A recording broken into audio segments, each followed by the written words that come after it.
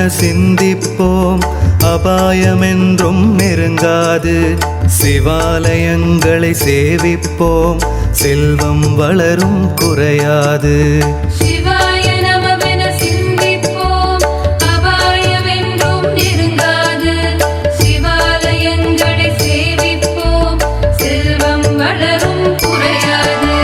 சிவாய நமவென சிந்திப்போம், அபாயமென்றும் நெருங்காது. சிவாலயங்களை சேவிப்போம், செல்வம் வளரும் குறையாது. சிவாய